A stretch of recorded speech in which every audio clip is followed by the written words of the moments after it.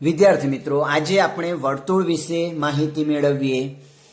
એક જ સમતલમાં કોઈ નિશ્ચિત બિંદુથી ચોક્કસ અંતરે આવેલા બિંદુઓ વર્તુળ રચે છે.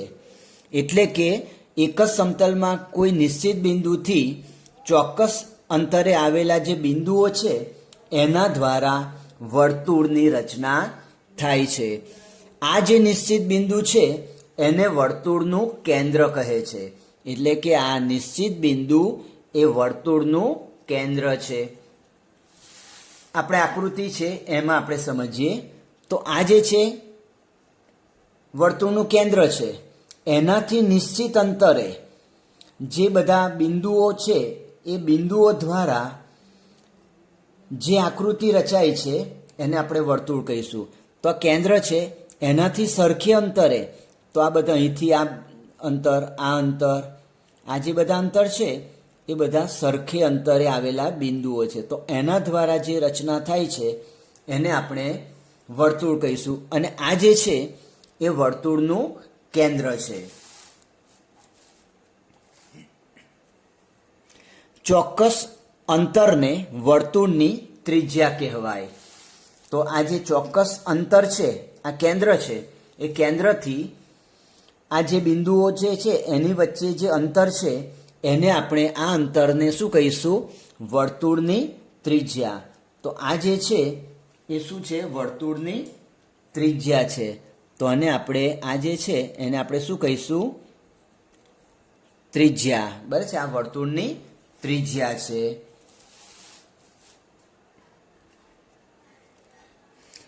પછી આગળ જોઈએ તો વર્તુળની ફરતા અંતરને વર્તુળનો પરિઘ કહેવાય. તો આ જે વર્તુળ છે તો અહીંથી આપણે શરૂ કરીએ તો એનું ફરતે જે અંતર છે, તો આટલેથી આપણે અહીંયા આગળ પાછા આવીએ તો આ જે અંતર છે એ અંતરને આપણે શું કહીશું? વર્તુળનો પરિઘ કહીશું. બરાબર છે, આ અંતરથી શરૂ કરીએ તો આ વર્તુળની ફરતા જે અંતર છે એ અંતરને આપણે વર્તુળનો પરિઘ કહીશું. વર્તુળના ભાગને ચાપ કહેવાય છે. તો આ વર્તુળ છે એમાંથી કોઈક એક ભાગ, તો માનો કે આપણે આટલો ભાગ લીધો, તો આ જે ભાગ છે એ વર્તુળનો ચાપ કહેવાય. અને શું કહીશું? વર્તુળનો ચાપ છે. અને આ જે ફરતે છે એને આપણે શું કહીશું? પરિઘ. બરાબર છે, આગળ જોયું ને આપણે પરિઘ કહીશું. ચલો આગળ જોઈએ આપણે. વર્તુળ પરના બે બિંદુઓને જોડતો રેખાખંડ વર્તુળની જીવા છે. એટલે આ વર્તુળ જે છે એને બે જે બિંદુઓ છે વર્તુળ પરના, આ વર્તુળ પરના બધા બિંદુઓ છે, આ બધું વર્તુળ છે એના પરના બધા બિંદુઓ છે. તો આ બે બિંદુઓને જે જોડતો રેખાખંડ છે એને આપણે શું કહીશું? જીવા કહીશું. એ જ રીતના માનો કે આ બિંદુ અને આ બિંદુને આપણે જોડતો રેખાખંડ દોરીએ તો આને પણ આપણે શું કહીશું? વર્તુળની જીવા કહીશું. બરાબર. વર્તુળના કેન્દ્રમાંથી પસાર થતી જીવા એ વર્તુળનો વ્યાસ છે. આ વર્તુળનું કેન્દ્ર છે, એમાંથી પસાર થતી આ જીવા એ શું કહેવાશે? વર્તુળનો વ્યાસ કહેવાશે. તો વિદ્યાર્થી મિત્રો, આપણે બીજા શબ્દમાં એવું કહી શકીએ કે સૌથી મોટી જીવા એ શું છે? વ્યાસ છે. વર્તુળની સૌથી મોટી જીવા એ વર્તુળનો વ્યાસ છે. આને પણ જીવા કહીએ, પણ આ જે છે એ અંતર ઓછું છે, નાનું અંતર છે. બીજા શબ્દમાં કહીએ તો આ વર્તુળનું જે કેન્દ્ર છે એમાંથી પસાર થતો અને વર્તુળ પરના બે બિંદુઓને જોડતો જે રેખાખંડ છે એને વર્તુળનો વ્યાસ અથવા તો સૌથી મોટી જીવા કહી શકાય. હવે આગળ જોઈએ તો વર્તુળની ત્રિજ્યા કરતાં વર્તુળનો વ્યાસ 2 ગણી લંબાઈનો હોય છે. આ જે છે કેન્દ્ર, ત્યાંથી આ જે અંતર છે એ વર્તુળની ત્રિજ્યા કહેવાશે. અને આ જે રેખાખંડ છે એ વર્તુળનો વ્યાસ કહેવાશે. આ વર્તુળની ત્રિજ્યા થઈ, બરાબર છે, અને આ વર્તુળનો વ્યાસ થયો. તો વિદ્યાર્થી મિત્રો, તમે જોઈ શકો છો કે આ જે ત્રિજ્યા છે એના કરતાં વર્તુળનો વ્યાસ 2 ગણો છે. બરાબર છે, એટલે વર્તુળનો વ્યાસ 2 ગણો છે એમ કહી શકાય. બરાબર છે, એટલે ત્રિજ્યા કરતાં વ્યાસ બમણો છે. હવે આગળ જોઈએ. વર્તુળના વ્યાસ વડે વર્તુળના 2 ભાગ થાય છે. આ વર્તુળનો વ્યાસ છે એના 2 ભાગ થયા. એક આ વર્તુળનો ભાગ થયો, બીજો આ વર્તુળનો ભાગ, એટલે 1 અને 2 એમ 2 ભાગ થયા વર્તુળના. તો આ જે 2 ભાગ છે એને આપણે શું કહીશું? અર્ધ વર્તુળ. બરાબર છે, એને અર્ધ વર્તુળ કહીશું. તો આ જોઈએ તો અડધું વર્તુળ થયું. બરાબર છે. તો જે વર્તુળનો વ્યાસ છે, આ વર્તુળનો વ્યાસ છે, એના વડે વર્તુળના કેટલા ભાગ મળે છે? 2 ભાગ મળે છે. અને આ બંને ભાગને આપણે શું કહીશું? અર્ધ વર્તુળ. અર્ધ એટલે અડધું. વર્તુળ જે છે એનો અડધો ભાગ. બરાબર. જેની એક બાજુ ચાપ અને બીજી બાજુ 2 બાજુઓ ત્રિજ્યાની જોડ હોય તેને વૃત્તાંશ કહેવાય. બરાબર છે. ફરી કહીએ. જેની એક બાજુ ચાપ અને બીજી 2 બાજુઓ ત્રિજ્યાની જોડ હોય તેને વૃત્તાંશ કહેવાય. આપણે આકૃતિમાં સમજીએ. હવે આપણે એને સમજીએ. તો આ જે છે એ વર્તુળનો ચાપ છે. બરાબર છે. માનો કે આ વર્તુળનો ચાપ છે. તો એક આ ત્રિજ્યા અને માનો કે આ બીજી ત્રિજ્યા. બરાબર છે. તો આ વર્તુળનો ચાપ એટલે કે વર્તુળનો એક ભાગ, તો એક ચાપ અને 2 ત્રિજ્યા. આ એક ત્રિજ્યા થઈ, આ બીજી ત્રિજ્યા થઈ. એના વડે જે આકૃતિ બને છે એને આપણે શું કહીશું? શું કહેવાશે? વૃત્તાંશ. બરાબર છે. તો આ જે છે એ ભાગને આપણે શું કહીશું? વૃત્તાંશ કહીશું. વૃત્તાંશ. બરાબર છે. તો આ એક ચાપ અને આ 1 અને આ 2 એ 2 ત્રિજ્યા વડે બનતી આકૃતિ, બનતો ભાગ, આપણે એને વર્તુળનો વૃત્તાંશ કહીશું.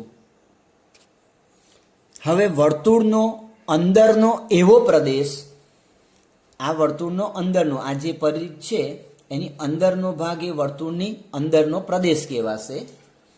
તો વર્તુળનો અંદરનો એવો પ્રદેશ જે ચાપ અને જીવા વડે ઘેરાયેલો છે તેને વર્તુળનો વૃત્તખંડ કહેવાય છે. આકૃતિમાં સમજીએ.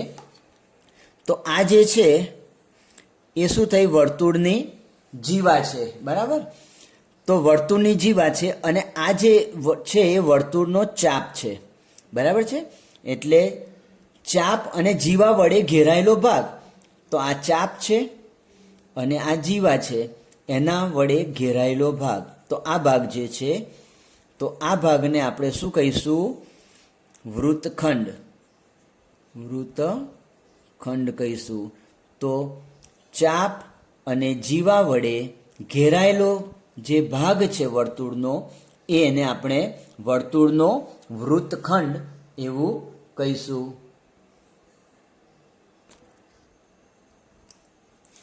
હવે આપણે સ્વાધ્યાય 4.6 શીખીએ.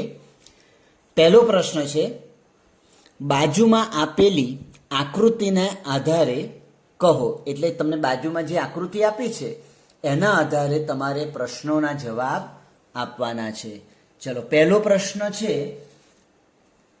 કે આ વર્તુળ જે છે એનું કેન્દ્ર.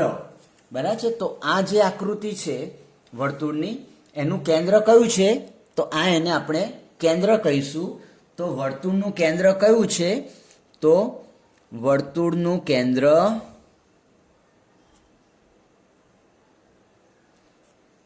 O છે. બરાબર. તો વર્તુળનું કેન્દ્ર O કહેવાશે. બરાબર છે. તો આ રીતે આપણે એનો જવાબ મેળવીએ. હવે બીજો પ્રશ્ન છે, 3 ત્રિજ્યાઓ. બરાબર છે. વર્તુળની 3 ત્રિજ્યાઓ તમારે લખવાની છે. બરાબર છે. તો પહેલી ત્રિજ્યા આ એક ત્રિજ્યા થઈ, આ બીજી ત્રિજ્યા થઈ અને આ ત્રીજી. એટલે કેન્દ્રથી વર્તુળ પરની જે બિંદુ છે એને જોડતો રેખાખંડ છે એને ત્રિજ્યા કહીશું. બરાબર છે. વર્તુળના કેન્દ્ર અને વર્તુળ ઉપર આવેલું બિંદુ એને જોડતો જે રેખાખંડ છે એને આપણે ત્રિજ્યા કહીશું. તો આ જે છે એ ઓ વર્તુળનું કેન્દ્ર છે, તો એનાથી જોડતો જે રેખાખંડ છે કે જે વર્તુળ પર બિંદુ આવેલું છે, તો આ થયું બસ ઓ એ. તો પહેલી ત્રિજ્યા કઈ થઈ? રેખાખંડ ઓ એ. ચલો બીજી કઈ થઈ? રેખાખંડ ઓ બી. બરાબર છે. તો બીજી ત્રિજ્યા થઈ રેખાખંડ ઓ બી અને ત્રીજી રેખાખંડ વર્તુળના કેન્દ્રથી વર્તુળ પરનું આવેલું બિંદુ એને જોડીએ એટલે ઓ સી. અને ત્રિજ્યા થઈ ઓ સી. તો આપણને આ ત્રણ ત્રિજ્યાઓ મળી, ઓ એ, ઓ બી અને ઓ સી. તો આને આપણે ત્રિજ્યાઓ કહીશું. હવે આપણે શોધવાનું છે વ્યાસ. વ્યાસ એટલે વર્તુળ જે છે એ વર્તુળના કેન્દ્રમાંથી, જે વર્તુળનું જે કેન્દ્ર છે એ કેન્દ્રમાંથી પસાર થતી અને વર્તુળ પરના બંને બિંદુ છે એને જોડતો રેખાખંડ. તો વર્તુળના કેન્દ્રમાંથી, બરાબર છે, તો આ રેખાખંડ પસાર થાય છે, તો એને આપણે શું કહીશું? વ્યાસ. રેખાખંડ એ સી. તો રેખાખંડ એ અને સી એટલે શરત કેટલી છે કે આપણે વર્તુળના કેન્દ્રમાંથી પસાર થતો રેખાખંડ કે જે વર્તુળ પરના બે બિંદુઓને જોડે છે, પણ વર્તુળના કેન્દ્રમાંથી પસાર થતો હોવો જોઈએ. બરાબર છે. તો આને આપણે રેખાખંડ એસી એ શું કહેવાશે? વર્તુળનો વ્યાસ કહેવાશે. ચલો હવે આપણે જીવા જોઈએ. તો જીવા એટલે વર્તુળના જે બે બિંદુઓ છે વર્તુળ પર આવેલા એને જોડતો રેખાખંડ. તો અહીં આગળ વર્તુળની જીવા જે છે એ રેખાખંડ ઈ ડી, બરાબર છે, અથવા તો ડી ઈ જે કહેવું હોય કહી શકાય. તો રેખાખંડ ઈ ડી. તો રેખાખંડ ઈડી એ જીવા છે. હવે એસી કોઈ લખે તો એ પણ સાચું છે.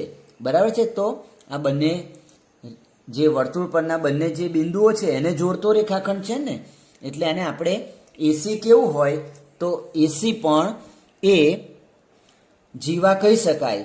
અને એસી એ સૌથી મોટી જીવા છે, એટલે કે વ્યાસ છે. બરાબર. ચાલો હવે આપણે પછીનો પ્રશ્ન જોઈએ.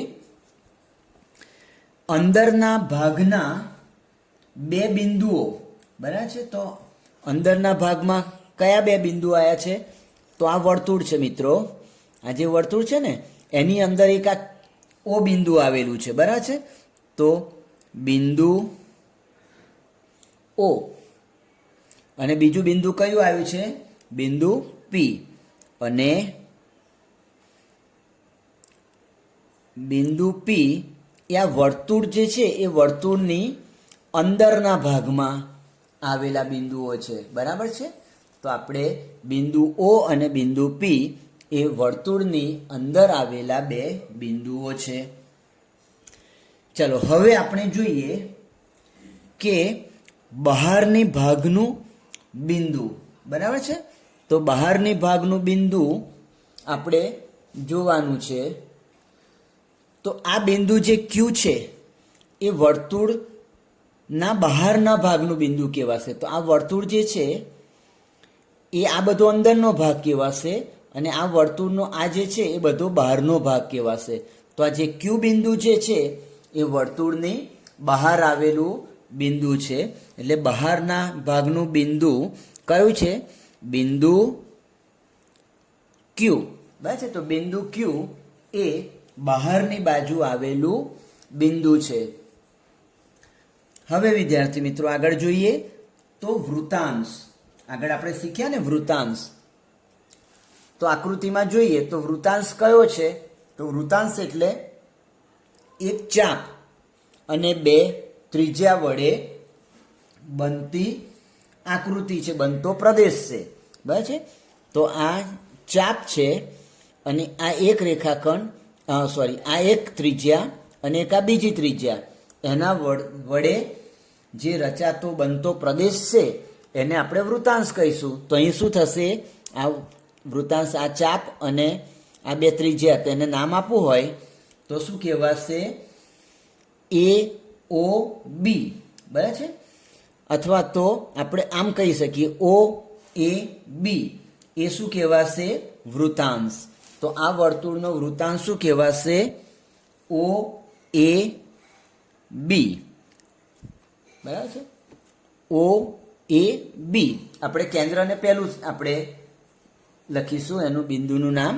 તો ઓ એ અને બી એ આ વૃતાંશ થયો. અને છેલ્લે આપણે વૃત્તખંડ વિશે જણાવવાનું છે, બરાબર છે. તો વૃત્તખંડ જે છે એ ચાપ અને જીવા વડે ઘેરાયેલો પ્રદેશ છે, એને આપણે વૃત્તખંડ કહેવાય. તો આ જે છે આ ચાપ છે, બરાબર છે. આ શું છે? ચાપ છે. અને આ છે જીવા છે, એના વડે ઘેરાયેલો પ્રદેશ. તો એના વડે ઘેરાયેલો પ્રદેશ કયો થશે? આપણે એક બિંદુ અહીં લખવાનું રહી ગયું, તો અહીં આપણે એને એફ બિંદુ આપી દઈએ. તો એના વડે ઘેરાયેલો પ્રદેશ તમે કહો તો ઈ એફ ડી, ઈ એફ ડી. તો વૃત્તખંડ કયો થયો? ઈ એફ ડી એ આ એનો વૃત્તખંડ થયો, બરાબર છે. એટલે જીવા અને ચાપ વડે ઘેરાયેલો પ્રદેશ, તો આ જીવા છે અને આ ચાપ છે, એના વડે ઘેરાયેલો પ્રદેશ તો ઈ એફ ડી અથવા તો ડી ઈ એફ એ વૃત્તખંડ કહેવાશે. હવે બીજો પ્રશ્ન જોઈએ. એમાં કીધું છે, શું દરેક વ્યાસ એ વર્તુળની જીવા છે? કોઈ પણ આકૃતિ છે એનો જે વ્યાસ છે એ એનું જીવા, વર્તુળની જીવા છે? તો હા. આગળ આપણે જોયું ને આકૃતિમાં કે આ જે જીવા છે એ વર્તુળનો વ્યાસ છે, બરાબર છે. કેન્દ્રમાંથી એ જીવા પસાર થાય છે એટલે એને આપણે વ્યાસ કહીશું. તો આ દરેક વ્યાસ જે છે એ વર્તુળની જીવા છે. જીવા એટલે શું? વર્તુળ પર આવેલા બે બિંદુઓને જોડતો રેખાખંડ. તો વર્તુળ પરના આ અને આ બિંદુને આ રેખાખંડ જોડે છે, એટલે આપણે કહી શકાય કે દરેક વ્યાસ એ વર્તુળની જીવા છે, બરાબર છે. તો આ પ્રશ્નનો જવાબ શું થશે? તો કે હા, દરેક વ્યાસ એ વર્તુળની જીવા છે, બરાબર છે. ચાલો હવે બીજો પ્રશ્ન છે, શું દરેક જીવા એ વર્તુળનો વ્યાસ છે? દરેક જીવા એ વર્તુળનો વ્યાસ છે? તો અહીંયા જે આકૃતિ છે એના આધારે જ આપણે માહિતી મેળવીએ. તો આ જીવા છે, આ બે બિંદુ માનો કે દોરો તો એ પણ બેને જોડો તો એ પણ જીવા છે. આ અને અહીં ઘડીથી આ રીતે આમ જોડશો તો પણ જીવા છે. તો એ બધી જે જીવા છે એ ભલે વર્તુળ પરના બે બિંદુઓને જોડે છે, પણ વ્યાસ માટે શું કહેવામાં આવ્યું છે? કે કેન્દ્રમાંથી પસાર થતી જીવા. તો આ બધી આ જે જીવા છે એ વર્તુળના કેન્દ્રમાંથી પસાર થાય છે? તો નથી થતી, બરાબર છે. તો આ બે બિંદુઓને જોડે વર્તુળ પરના એ બધી જીવા છે. આમ કરીએ તો પણ જીવા છે, આ રીતના પણ જીવા છે, બરાબર છે. પણ વર્તુળના કેન્દ્રમાંથી નીકળતી હોય, પસાર થતી હોય એ જીવાને આપણે વ્યાસ કહેવાય. તો આપણે વિદ્યાર્થી મિત્રો અહીં પ્રશ્ન શું કરેલો છે કે શું દરેક જીવા એ વર્તુળનો વ્યાસ છે? તો નથી, બરાબર છે. તો કે ના, દરેક જીવા એ વર્તુળનો વ્યાસ નથી. કેમ નથી? તો આપણે જોયું કે વ્યાસ જે છે એ એવી જીવા છે કે જે વર્તુળના કેન્દ્રમાંથી પસાર થાય છે. બરાબર છે? તો વર્તુળમાંથી પસાર થતી હોય તો એને આપણે વ્યાસ કહી શકાય. બરાબર છે? તો આપણે આ રીતના એનો જવાબ નક્કી કરી શકાય. હવે આપણે છેલ્લો પ્રશ્ન જોઈએ. ખરા છે કે ખોટા તે વિધાનો તમારે નક્કી કરવાના છે. બરાબર? ખરા ખોટા કહેવાના છે. તો પહેલું વિધાન છે વર્તુળના બે વ્યાસ હંમેશા છેદે છે. બરાબર છે? વર્તુળ હોય એના બે વ્યાસ હંમેશા છેદે છે. બરાબર છે? તો આપણે આકૃતિમાં આપણે આકૃતિ દોરી અને એને આપણે સમજીએ.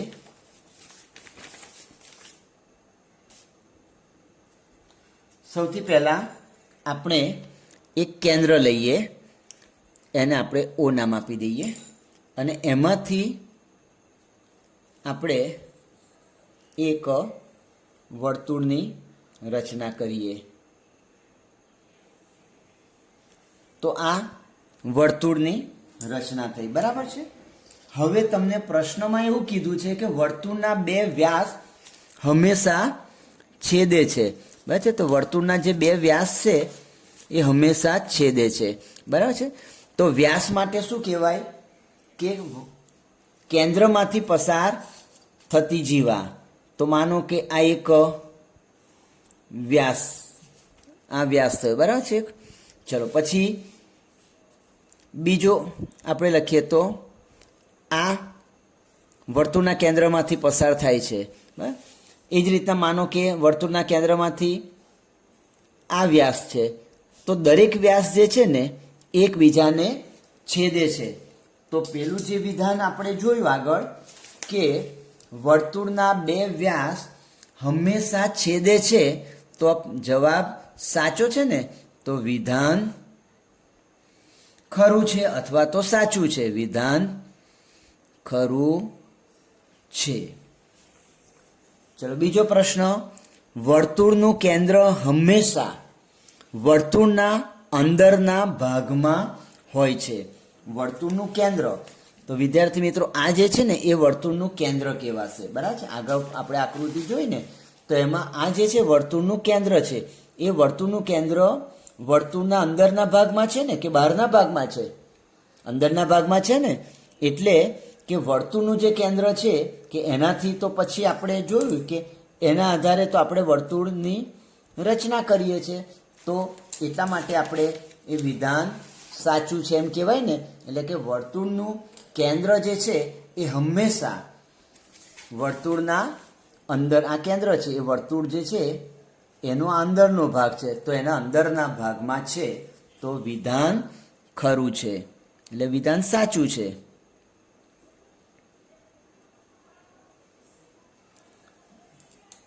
તો આ રીતના આજે આપણે વર્તુળ એના વિશે માહિતી મેળવી.